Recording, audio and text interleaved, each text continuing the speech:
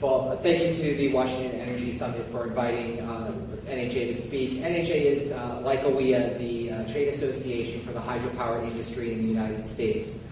I represent conventional hydropower developers, utilities who have conventional hydropower, but we also represent those interests for pump storage and actually for new ocean, tidal, and in-stream hydrokinetics technologies as well. And the Congressman has worked on those issues as well, and we thank him for his work on those.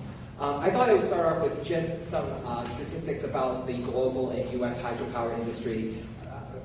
We at NHA sometimes like to refer to hydro as the forgotten renewable, because I think for a long time we've been seeing the value and the benefits of hydropower industry in the U.S. and the Northwest for decades, and we just sort of have forgotten about it because we've been just taking advantage and enjoying those benefits for so long. But globally, hydro produces about 1/6 of the world's energy, about 16%. I believe that may even be more than the world's nuclear fleet. In the U.S., hydropower produces anywhere from 6 to 7% of energy, total electricity in the U.S., and that represents about 2/3 of renewable energy, renewable electricity production. The U.S. is the second largest, has the second largest amount of installed hydropower capacity in the U.S., about 100 gigawatts, and we are 10th in the amount of hydropower generation as a percentage of electricity production.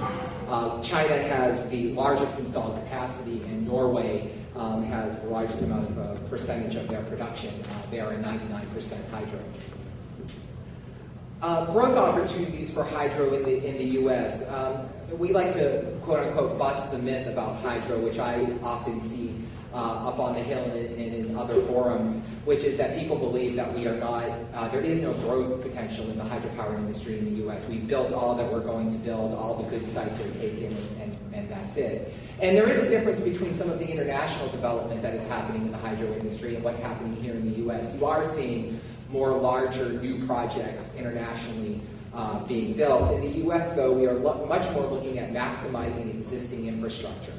And that means we're looking at adding capacity or efficiency improvements at existing facilities. And we have seen many of our member companies over the last 5 years, because of incentives that Liz talked about, see upwards of, on average, they see a 10% increase in their generation that they can get, better efficiencies. Some projects have seen upwards of 40% increases. In addition to that, we would like to see and add new generation to existing dams that are already in place in the country that don't have power facilities on them. I think people are stunned to learn that there are approximately 80,000 dams in the United States, and only about 3% of them generate electricity. The rest of them were built for many other purposes, whether it be flood control, water supply, recreation, fish protection.